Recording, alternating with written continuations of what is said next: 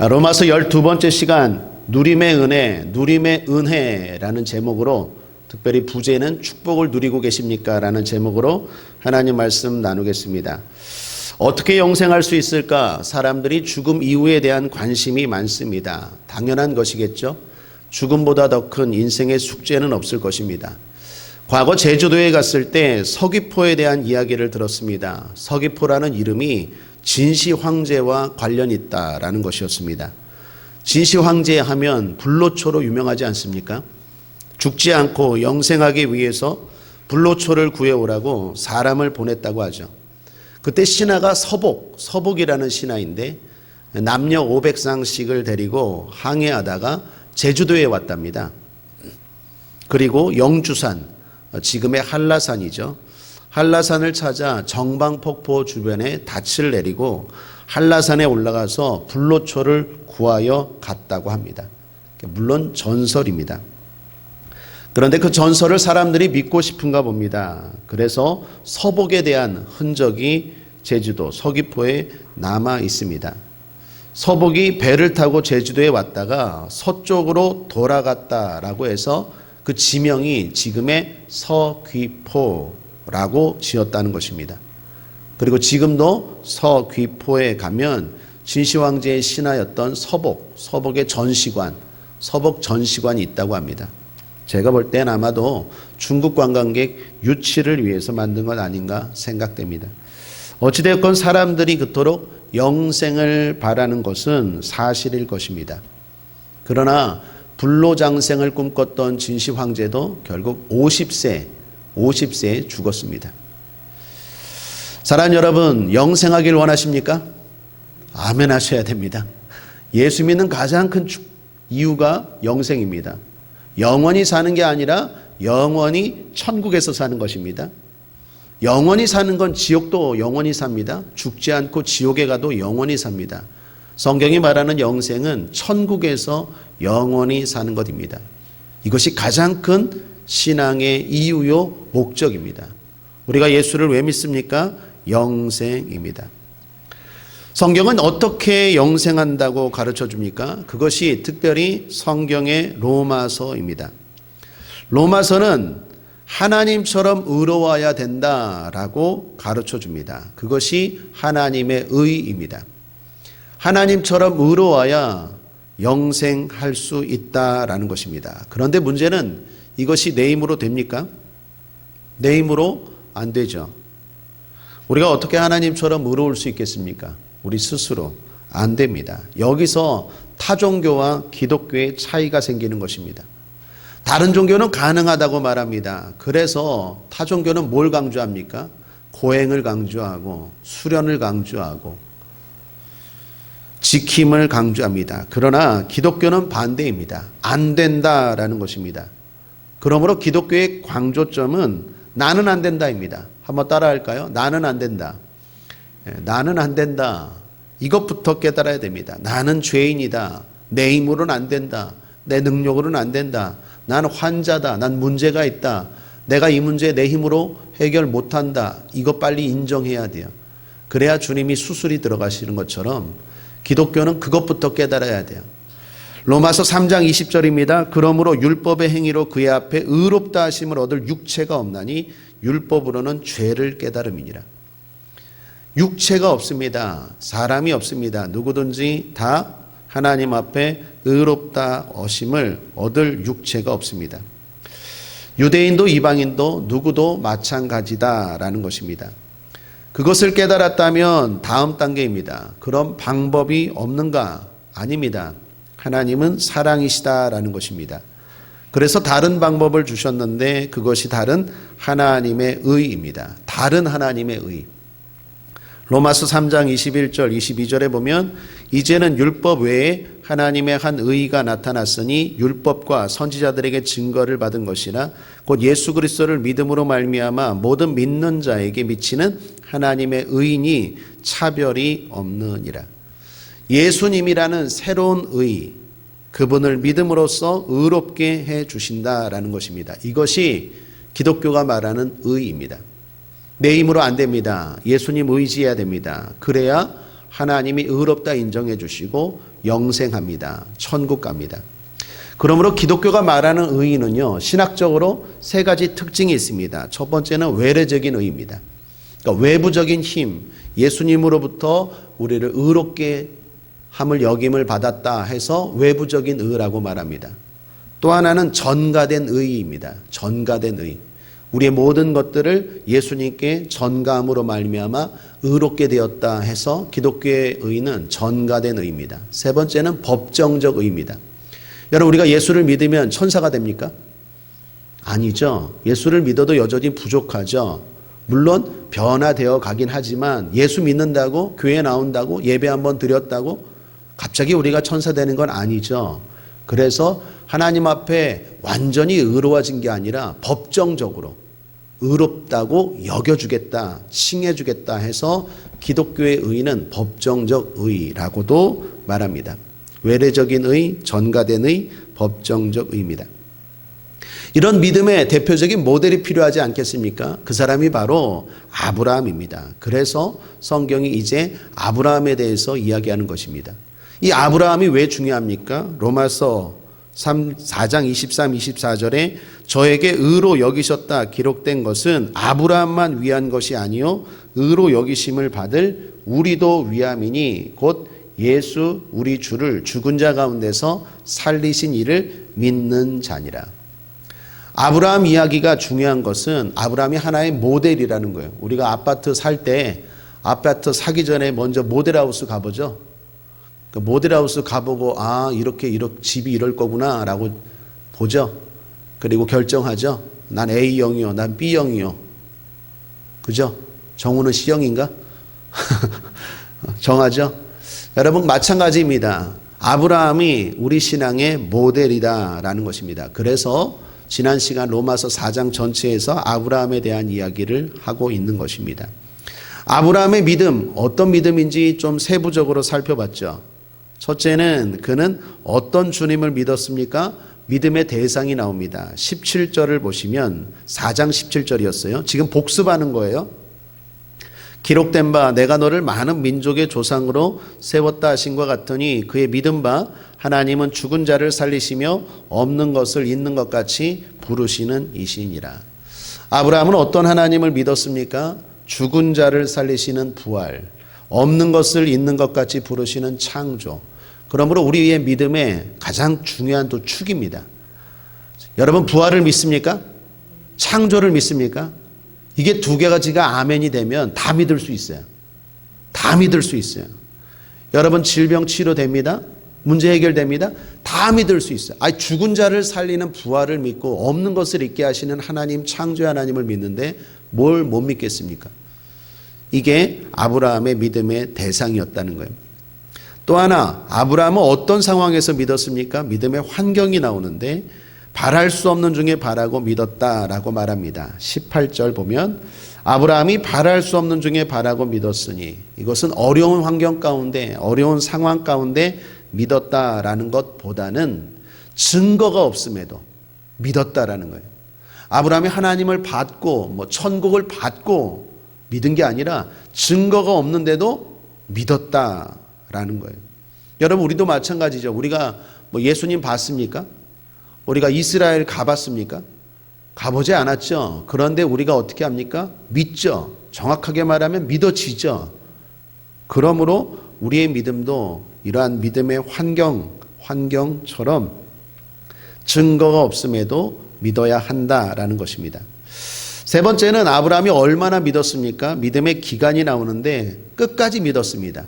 75세의 약속을 받았는데 100세에 그 약속이 성취되었죠. 그때까지도 믿음이 계속되었다라는 것입니다. 19, 20절에 보면 그가 100세나 되어 자기 몸에 죽은 것 같음과 사라의 태에 죽은 것 같음을 알고도 믿음이 약하여지지 아니하고 믿음이 없어 하나님의 약속을 의심치 않고 믿음에 견고해져서 하나님께 영광을 돌리며 끝까지 믿었다라는 거예요.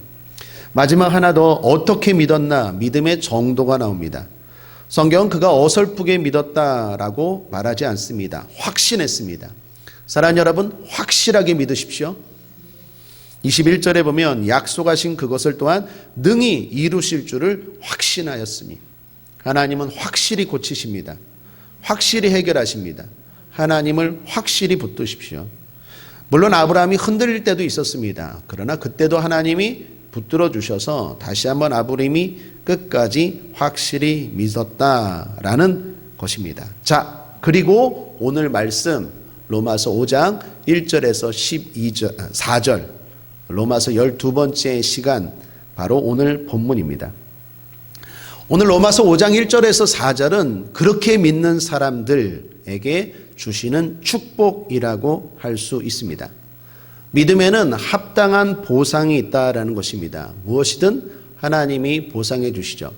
요즘 시편 기도회 하고 있는데 이제 잠언 기도회죠. 우리 주제 찬송처럼 돼버렸어요. 찬송가 260장 거두리로다 거두리로다. 반드시 뿌린 자는 거두게 됩니다. 눈물로 씨를 뿌려도 어려운 가운데서도 뿌려야 됩니다. 왜요? 거두기 때문입니다. 하나님 반드시 거두는 은혜, 보상 있다라는 것입니다. 믿음 생활에도 합당한 보상과 특혜와 축복이 있다라는 것입니다. 그거 누리고 있느냐라는 거예요. 지금 성경이. 과거 비행기를 처음 탈 때였습니다. 제가 신혼여행 갈 때 비행기를 처음 탔습니다. 제주도 갈 때 탔는데 그때 제 주변에 한 친구가 이런 에피소드를 말해 주었습니다. 자기가 비행기 타고 처음으로 해외여행 갔는데 당시 해외여행이 그리 보편화되지 않을 때였습니다. 그때 비행기를 타고 너무나 긴장했는지 조금 잠깐 졸았나 봅니다. 그런데 어디선가 맛있는 냄새가 나더랍니다. 깨어보니까 스튜어디스가 기내식을 이렇게 나눠주고 있더래요. 근데 옆 사람이 받는 것을 보니까 대단히 맛있어 보이는데 좀 비싸 보였대요. 그래서 자기에게 스튜어디스가 주려고 하자 사양했대요. No thank you. 이렇게 멋지게 no 이렇게 딱 사양을 했더래요. 왜 사양했을까요?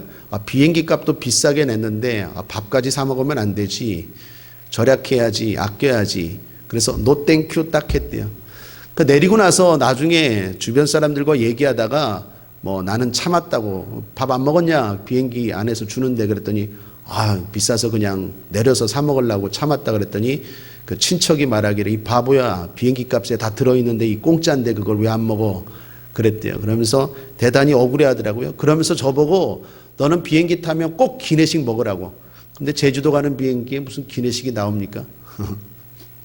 여러분 비행기 타면 기내식은 공짜죠. 혜택이죠. 마찬가지예요. 우리가 예수를 믿으면 혜택이 따라와요. 제가 무슨 카드 포인트 광고 하는 것 같은데 여러분 반드시 혜택이 따라와요. 그 혜택을 지금 누리고 있느냐 그거 살펴보라라는 것입니다. 누리는 것이 참 중요합니다. 지혜입니다. 지혜책 가운데 솔로몬의 전도서 있죠. 전도서에 보면 이런 말씀이 있습니다. 전도서 3장 13절에 사람마다 먹고 마시는 것과 수고함으로 낙을 누리는 것이 하나님의 선물인 줄을 또한 알았도다. 누리는 것이 중요합니다.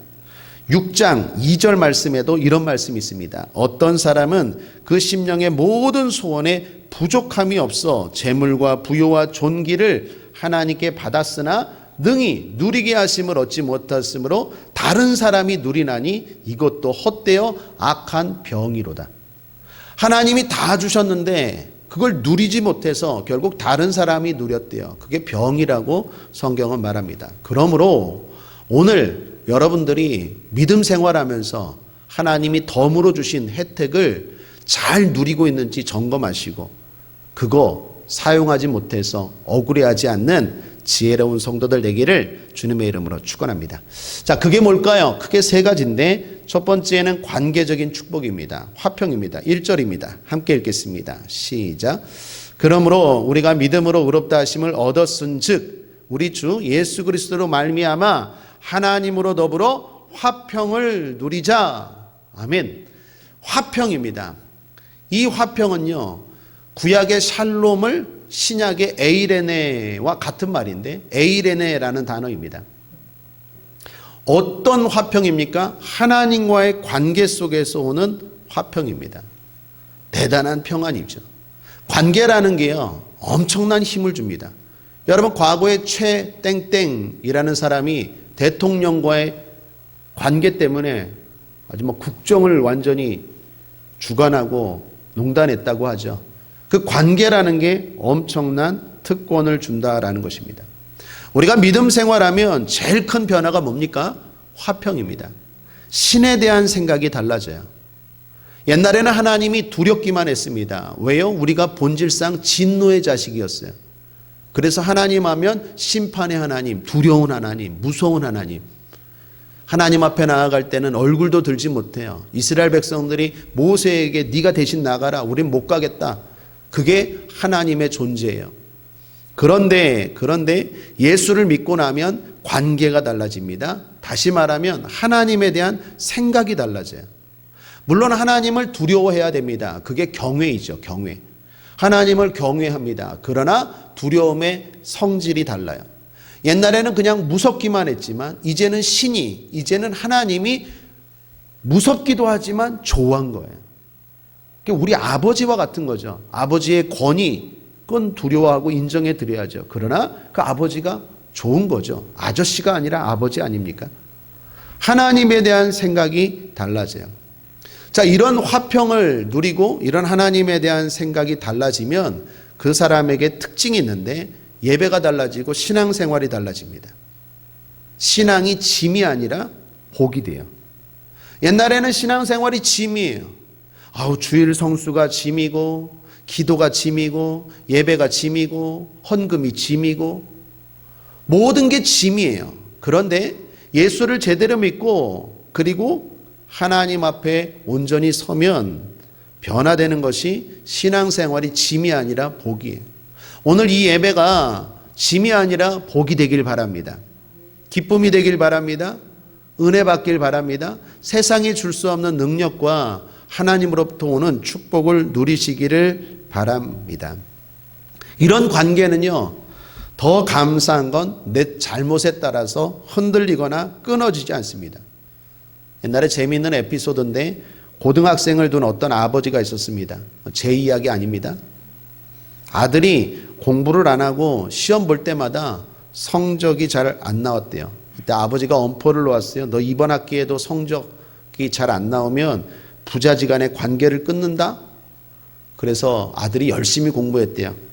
시험을 보았고 결과가 나왔습니다. 아버지가 물었답니다. 이번 성적 어떠냐? 그랬더니 이번에도 만족할 만한 성적이 안 나왔나 봐요. 아들이 이렇게 대답했대요. 아저씨 누군데요? 그랬대요. 쪼크죠. 아무리 우리가 성적을 안 나와도 잘못을 해도 이 관계는 절대로 끊어지지 않아요. 우리가 예수를 믿고도 잘못할 때가 있습니다. 죄를 지을 때가 있어요. 그래도 이건 흔들리지 않아요. 로마서 8장 38, 39절에 내가 확신하노니 사망이나 생명이나 천사들이나 권세자들이나 현재일이나 장래일이나 능력이나 높음이나 깊음이나 다른 아무 피조물이라도 우리를 우리 주 그리스도 예수 안에 있는 하나님의 사랑에서 끊을 수 없으리라. 끊어지지 않습니다. 스펄전 목사님이라는 유명한 목사님이 이런 말씀하셨습니다. 하나님이 우리 성도를 볼 때 예수 그리스도를 보실 때와 똑같이 본다. 하나님이 이제 예수를 믿고 하나님의 자녀가 된 여러분을 볼 때의 눈은 과거의 눈과 달라요. 거기서부터 우리에게는 화평, 에이렌의 화평이 임하는 줄 믿습니다. 그거 누리고 계십니까? 하나님이 여러분의 아버지이십니다. 우리는 죽어도 천국입니다. 어떤 상황에서도 하나님의 사랑에서 끊을 수 없습니다. 이게 흔히 말하는 구원의 확신이죠. 옛날에 제가 목회하던 교회 교구에 나이 많은 집사님이 계셨습니다. 신앙생활 오래 하신 분인데 제가 그분에게 구원의 확신을 심어주려고 아주 애를 먹었습니다. 신앙생활 한 20년 동안 하신 분인데 제가 볼 땐 신앙생활도 열심히 하셨어요. 여러분처럼 이렇게 수요 예배도 나오고 또 새벽 기도도 종종 나오시고. 그런데 이분에게 꼭 물어보면 제가 이제 연세가 많으시니까 한번 여쭤봤어요. 집사님 죽으시면 어디 가요? 그러면 어떻게 해야 됩니까? 여러분 모릅니까? 네, 천국 가요. 우리는 죽으면 천국 가요. 내가 잘나서가 아니라 예수 그리스도를 믿는 의로 말미암아 하나님 앞에 인정받고 천국 갑니다. 근데 이분 대답은 꼭 이 대답이야. 내가 무슨 낯짝으로 하나님 앞에 서리요? 맨날 이 얘기예요. 내가 무슨 낯짝으로 하나님 앞에 서리요. 그 낯짝이라는 말을 내가 계속 내가 무슨 낯짝으로 목사님 내가 무슨 낯짝으로 하나님 앞에 서리요. 그 낯짝 이야기를 한 몇 년은 하신 것 같아. 그럼 또 제가 잘 설명해 드려요. 그게 아니라 목사님 저도 부족합니다. 저도 이렇게 하지만 죄를 짓고 또 이렇게 넘어지고 이렇게 부족해요. 그러나 우리가 의로워지는 것은 우리의 의로 하는 게 아니라 예수 그리스도라는 하나님이 다른 예수 그리스도를 보내주셔서 우리가 그분을 믿음으로 말미암아 이제 의로워지는 거예요. 천사가 되는 건 아니지만 이제 하나님이 의롭다고 인정해 주시고 이제 그 사랑 천국에선 끊어질 수 없어요. 한참 설명하면 고개를 끄덕끄덕거리고 아멘도 하시다가 그럼 다시 물을게요. 죽으면 어디 가요? 그러면 내가 무슨 낯짝으로 하나님 앞에 목사님 내가 무슨 낯짝으로 그 낯짝 이야기는 아주 계속 하시더라고요. 결국에는 은혜 받고 또 성령이 역사하셨어요. 그래서 구원의 확신을 가지고 지금은 돌아가셨는데 분명히 지금 천국에서 지금 우리 예배를 지켜보고 계실 줄 믿습니다. 사랑하는 여러분, 혜택을 누리시길 바랍니다. 정죄하는 마귀가 떠나갈지어다. 예수를 믿음으로 하나님과 우리와의 관계는 화평이에요. 이건 절대로 끊을 수 없어요, 이제. 자, 두 번째입니다. 현재적인 축복이에요. 이걸 정리하면 동행과 구함이다라고도 볼 수 있습니다. 2절 전반절 상반절입니다. 또한 그로 말미암아 우리가 믿음으로 서 있는 이 은혜에 들어갔음을 얻었으며 라고 말합니다. 이제 믿음으로 서 있습니다. 하나님 앞에 믿음으로 서 있습니다. 이 시제가요 현재입니다. 무슨 말입니까? 우리는 이제 늘 하나님 앞에 함께한다라는 것입니다. 동행한다라는 거예요. 그렇습니다. 사랑하는 여러분, 우리가 어디를 가든 이제는 주님이 동행하십니다. 함께 하십니다. 믿습니까? 제가 예수님을 인격적으로 만나기 전에는요 혼자다라는 생각을 많이 했어요. 난 혼자야. 군중 속의 고독이라고 하죠. 어디를 가든 누구를 만나든 항상 그때는 막 떠들고 그런데 나중에는 공허하고 허무하고 특별히 이렇게 가을 쌀쌀한 겨울이 다가오면 더 외로움을 많이 느끼고, 근데 인생이 그런 것 같아요. 그런데 예수를 믿으면 어떤 일이 있습니까? 하나님 앞에 서 있어요. 지금도 하나님이 함께 한다라는 것입니다. 여러분 혼자가 아닙니다. 혼자라는 생각 때문에 사람들이 넘어지고 극단적인 생각까지 하게 되죠. 그러나 성도는 혼자가 아닙니다. 세상 끝날까지 하나님이 함께하고 있는 줄 믿습니다. 또 하나는 구함입니다. 구함. 여기 은혜에 들어간다라는 말이 있죠. 2절에 보면 은혜에 들어간다라는 것이 왕 앞에 들어갈 권리를 얻었다라는 말씀입니다. 이 말씀을 에베소서에서도 언급하는데 에베소서 2장 18절에 보면 이는 저로 말미암아 우리 둘이 한 성령 안에서 아버지께 나아감을 얻게 하려 하심이라. 우리가 예수 그리스도를 믿음으로 말미암아 이제 하나님 앞에 나아갈 수 있는 권리가 생겼어요. 히브리서 4장 16절에도 같은 말입니다. 그러므로 우리가 궁일하심을 받고 때를 따라 돕는 은혜를 얻기 위하여 은혜의 보좌 앞에 담대히 나아갈 것이니라. 이게 무엇입니까? 하나님께 나아갈 수 있는 권리. 이게 바로 기도입니다. 하나님 앞에 나아갑니다. 하나님 앞에 문제를 가지고 아픔을 가지고 괴로움을 가지고 나아갈 수 있는 특권이 생겼어요. 여러분 지금도 대통령 만나기 힘들죠. 옛날에 왕 만나기는 더 힘듭니다. 그런데 하나님 만나는 게 쉽습니까? 이건 거의 불가능합니다. 그런데 예수 그리스도를 믿으면 하나님이 함께할 뿐만 아니라 우리가 우리의 문제를 가지고 하나님께 나아가요. 그러면 하나님이 움직이세요. 그게 바로 기도입니다. 요한복음 16장 24절 지금까지는 너희가 내 이름으로 아무것도 구하지 아니하였으나 구하라 그리하면 받으리니 너희 기쁨이 충만하리라. 기도하면 기쁨을 회복합니다. 여러분 슬픕니까? 기도해 보십시오. 하나님이 기쁨으로 바꾸어 주십니다. 기도하면 하나님이 응답하십니다. 또한 기도하면 하나님이 채우십니다. 빌립보서 4장 19절 함께 읽겠습니다. 시작. 나의 하나님이 그리스도 예수 안에서 영광 가운데 그 풍성한 대로 너희 모든 쓸 것을 채우시리라. 믿습니까? 성도의 가장 큰 특권 기도입니다. 여러분께 질문합니다. 성도가 이 땅에서 제일 많이 해야 할 게 뭘까요? 그래, 기도입니다. 천국 가면 할 수 없는 게 뭐예요? 천국 가면 사라지는 게 뭐예요? 기도예요, 기도. 기도는 이 땅에서 성도가 할 수 있는 유일하고 가장 복된 특권입니다. 천국 가면 기도할 필요가 없어요, 이제는. 지금 여기서는 기도해야 돼요. 그래서 주님 쉬지 말고 기도하라고 말합니다. 나중에 천국 가서 후회하지 말고 여기서 더 주님 의지하고 더 주님께 구하십시오. 다시 말씀드립니다. 슬픔이 있는 분들 더 구하십시오. 반드시 하나님이 함께 하시면 그 슬픔 기쁨으로 바뀔 줄 믿습니다. 주님을 믿으면 특권이 무엇입니까? 현재적인 특권, 동행하시고 또 기도라는 특권입니다. 자, 마지막 세 번째입니다. 어떤 혜택입니까? 미래적인 축복입니다. 소망이죠. 사람이 무엇보다도 미래지향적인 존재죠. 동물과 사람의 차이가 내일이 있느냐 없느냐라고 하죠. 동물은 내일을 생각하지 않습니다. 그러나 사람은 내일을 생각하고 내일을 준비합니다. 그래서 하나님이 눈을 위에 그리고 앞에 달아 놓으셨죠.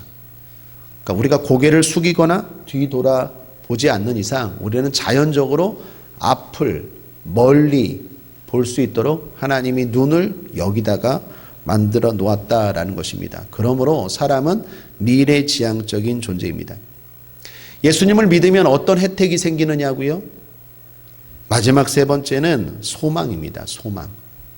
2절 후반절을 보십시오. 하나님의 영광을 바라고 즐거워하느니라. 과거에는 이것이 안 되었어요. 로마서 3장 23절에 모든 사람이 죄를 범하였음에 하나님의 영광에 이르지 못하더니. 그래서 과거에는요, 뭐가 많았습니까? 미래에 대해서 생각할 때 염려가 많아요. 제가 말하는 타락한 상상력인데 상상력이 병들었어요. 그래서 내 미래 생각하면 항상 염려를 해요. 이게 타락한 거예요. 미래에 대한 생각이 병들었어요. 그런데 예수를 믿으면 염려가 아니라 기대가 됩니다. 따라하겠습니다. 기대가 됩니다. 아멘. 우리 서로 기대가 됩니다. 아멘. 예수를 믿으면 미래에 대해서 소망이 생겨요. 하나님의 영광을 바라고 즐거워합니다. 이 즐거워하다라는 헬라어 원뜻은 자랑하다라는 거예요. 막 자랑하고 싶어요. 너 내 미래가 어떤 줄 알아? 나의 미래는 더 영광스러워지고 더 복될 거야. 막 자랑하고 싶어요. 그러나 예수를 믿지 않는 사람들은요, 아무리 돈이 많고 아무리 권력이 있어도요, 늘 걱정이 많아요. 걱정이 많다 보니까 늘어나는 건 맨날 보험만 들어요. 보험만. 그 보험 아줌마들 소리 듣고 이 보험 들고 저 보험 들고 막 한 20개 30개 들어요. 염려가 많으니까 그걸로 대비한대요. 그럼 주님이 뭐라고 말합니까? 어리석은 자여. 보험 증서만 쌓이는 어리석은 자여. 주님 말씀하죠. 사랑하는 여러분, 예수를 믿으면서도 염려하지 말고 기대하시길 바랍니다. 바라고 즐거워하느니라. 우리는 미래에 대해서 살아있는 소망이 있는 사람들이에요. 시작은 미약하나 갈수록 잘 될 거예요. 복에 복을 더하시고 지경에 지경을 넓히실 거예요. 계속 기쁘게 살다가 가는 곳이 천국이에요. 그래서 믿음의 선배들은요, 마지막에 죽을 때도 잠자듯이 죽었어요. 기쁨으로 죽었어요. 즐거워하며 죽었어요. 어떻게 누가 죽음 앞에서 담대할 수 있겠습니까? 그것은 끝이 아니라 더 나은 시작, 더 좋은 시작, 더 새로운 시작이기 때문에 그렇게 인생을 마감할 수 있는 거예요. 사랑하는 여러분, 이게 예수 믿는 사람의 가장 큰 특권이요 또 축복인 줄 믿습니다. 그 하늘의 영광을 바라고 즐거워해요. 그래서 오늘을 헛되게 살지 않아요. 흔히 부활장이라고 말하는 고린도전서 15장에 보면 천국에 대해서 이런 이야기를 합니다. 15장 40절 44절에 하늘에 속한 형체도 있고 땅에 속한 형체도 있으나 하늘에 속한 자의 영광이 따로 있고 땅에 속한 자의 영광이 따로 있으니 해의 영광도 다르며 달의 영광도 다르며 별의 영광도 다른데 별과 별의 영광이 다르도다. 죽은 자의 부활도 이와 같으니 썩을 것으로 심고 썩지 아니할 것으로 다시 살며 욕된 것으로 심고 영광스러운 것으로 다시 살며 약한 것으로 심고 강한 것으로 다시 살며 육의 몸으로 심고 신령한 몸으로 다시 사나니 육의 몸이 있은즉 또 신령한 몸이 있느니라. 자, 특징이 뭡니까? 다르다라는 거예요. 또 하나의 특징은 뭡니까? 여기서 심고 거기서 거둔다라는 거예요. 여러분, 하늘나라에 대한 소망이 있습니까? 그러면 그 사람은 어떻습니까? 하늘의 영광이 다르다라는 걸 알아요. 해와 달과 별은 똑같은 빛이죠. 똑같이 밝기지만 세기가 다르잖아요. 그러니까 영광이라는 걸 세기로 생각하면 돼요. 아, 똑같은 빛인데 세기가 달라요. 흔히 말하는 상급이 다르다는 거예요. 그럼 그 세기, 그 다른 것은 어디서 결정되느냐? 여기서 결정되는 거예요. 여기서 내가 육이 있을 때 얼마나 많이 심느냐에 따라서 천국에서 더 많이 거두고 더 강하게 거두고 더 복되게 거두느냐, 그 차이가 있다는 거예요. 예수를 믿으면 천국을 간다, 그 정도가 아니라 천국의 영광을 바래요. 그리고 그것을 자랑스러워하고 그것을 사모하고 오늘을 어떻게 해요? 헛되이 보내지 않아요. 개미처럼 힘들어도 눈물이 나도 심어요. 뿌려요. 왜? 거둘 것을 분명히 알기 때문에.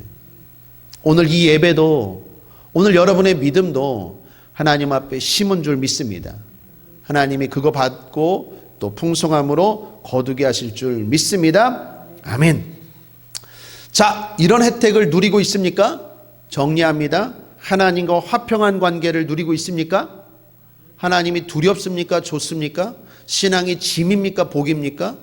하나님과의 관계가 화평이에요. 또 하나, 하나님과 동행함을 믿습니까? 하나님이 우리의 기도를 들으심을 믿습니까? 그리고 그렇게 살아갑니까? 살아가셔야 돼요. 또 하나, 하늘의 영광을 바라고 즐거워합니까? 그것을 위해서 지금 심고 있습니까? 그것을 위해서 지금 준비하고 있습니까? 그 미래에 대한 기대감이 있습니까? 그 혜택을 누리고 살아가게 되기를 바랍니다. 자, 끝으로 한 가지만 더.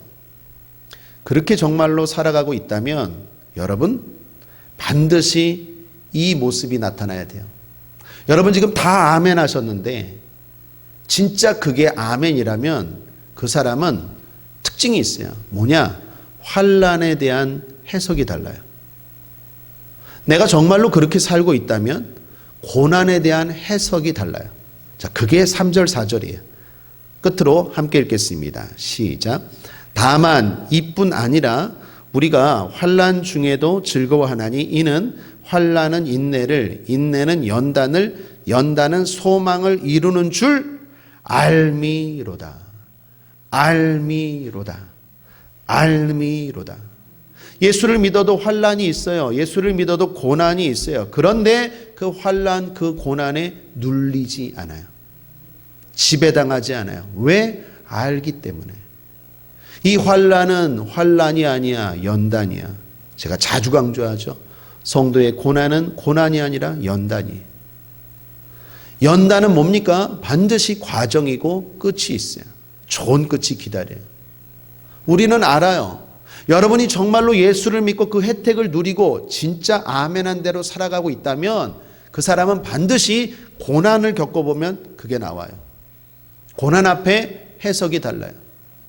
아니야, 이 고난은 연단이야. 그리고 이 연단은 결국 내 소망을 이루게 하실 거야 라는 것을 알아요. 아니까 그 고난에 눌리지 않아요. 물론 힘들어요. 물론 아파요. 고난을 좋아할 사람이 누가 있습니까? 환난을 좋아할 사람이 누가 있습니까? 그러나 그 환난이 과정이라는 걸 알아요. 그리고 그 과정의 끝은 소망을 이루는 걸 알아요. 알기 때문에 그 고난 가운데도 그 사람은 전진해요. 걸어가요. 나아가요. 내 이 어두움이 굴 속의 어두움이 아니라 터널 속의 어두움이다. 잠깐의 어두움이다라는 믿음이 있기 때문에 한 걸음 한 걸음 걸어가요. 왜요? 걸어가야 저 끝에 새로운 세상이 펼쳐지기 때문에. 그걸 믿고 그걸 알기 때문에 계속해서 그 길을 걸어가요. 주저앉아 있지 않아요. 환난 때문에 포기하고 낙심하고 인생 끝났다 생각하지 않아요. 다시 믿음을 가지고 걸어가요. 계속 걸어가요. 이 환난도 나에게 유익이 될 거야 라는 소망을 가지고 걸어가요. 내 인생의 자양분 밑거름이 될 거야 라는 믿음을 가지고 걸어가요. 왜요? 알기 때문에. 사랑하는 여러분, 여러분 진짜 아멘 하셨다면, 예수 믿고 그 혜택을 누리고 진짜 계시다면 환난 앞에서 알게 되길 바랍니다. 알고 걸어갈 수 있게 되길 바랍니다. 그러면 어떤 일이 일어날까요? 세상 사람들이 볼 때 이거 아니야 라는 얘기를 들어요. 이거 아니야 라는 얘기를 들어요. 누가 환난을 즐거워하겠어요? 누가 고난을 즐거워하겠어요? 무디 목사님 교회가 시카고에서 큰 불이 났다고 하죠. 교회가 불이 났어요. 이거 낙심할 일 아닙니까? 세상 사람들이 어떻게 생각하겠습니까? 근데 목사님하고 그때 성도님들 몇 분 안 계셨는데 목사님하고 성도님들이 낙심하지 않는 거예요. 물론 슬프죠. 그러나 낙심하지 않는 거예요. 한 조롱하는 어떤 기자가 와서 그랬다고 하죠. 목사님, 하나님 살아 계시다면서요. 그렇게 설교하셨잖아요. 교회는 하나님의 집이라면서요. 그런데 교회가 불탈 때 하나님은 뭐 하셨나? 비아냥거렸어요. 조롱했어요. 그때 무디 목사님이 유명한 말씀하십니다. 마침 우리 교회가 새로운 건축을 준비 중이었는데 이거 어떻게 철거하나 했는데 하나님이 철거 비용을 줄여주셨네요. 우리가 다시 교회를 건축하려고 준비 중이었거든요. 그랬더니 그 기자가 예수쟁이는 말만 잘해. 그런 생각을 가지고 그랬대요. 그럼 돈 있어요? 돈? 건축할 돈 있어요? 그랬더니 목사님이 돈 있죠? 그러면서 성경을 보여줬대요. 돈. 그게 우습게 보이죠? 그 기자는 아마 그랬을 거예요. 아이고. 그런데 지금 미국 시카고에 가면 무디 기념교회가 있는데 바로 그 자리가 불탔는데 더 크게, 더 화려하게 지은 바로 그 자리라고 합니다. 이게 성도의 능력이에요. 여러분이 정말로 예수를 믿고 하나님의 자녀다, 난 이제 화평하다, 하나님이 나와 함께 하신다, 내 기도를 들으신다, 내 미래는 염려가 아니라 기대이다, 그렇게 살아간다면 그 사람은 환난을 당해보면 알아요. 환난 가운데 훅 시험에 들고 무너지는가 하면 진짜 그렇게 살아가는 사람은 환난에 지배당하지 않아요. 아니요, 이 환난은 과정이에요. 연단이에요. 결국 우리의 소망을 이루게 하실 거예요. 주님 말씀하십니다. 내 믿음대로 될지어다. 그게 정답이다. 오늘도 저와 여러분에게 그렇게 말씀하고 계신 줄 믿습니다. 말씀을 정리합니다. 믿음으로 사는 사람은 축복이 있습니다. 그것을 누릴 줄 알아야 합니다. 하나님과의 관계적인 화평의 축복입니다. 그분과 늘 동행하며 기도하면 응답하시는 축복입니다. 무엇보다도 미래에 대한 소망이 있습니다. 그런 사람들은 환난 앞에 더욱 힘을 발휘합니다. 환난 속에서도 이해 못할, 세상이 이해 못할 기쁨과 즐거움을 누립니다. 저와 여러분이 그렇게 살고 있는 줄 믿습니다. 기도하겠습니다. 조신 하나님 아버지 감사합니다. 환난에 눌리지 않는 참된 하나님의 자녀들, 신앙생활의 기쁨과 혜택을 누리고 있는 성도들 되게 하여 주시옵소서. 감사드리며 예수님의 이름으로 축복하고 기도했습니다. 아멘.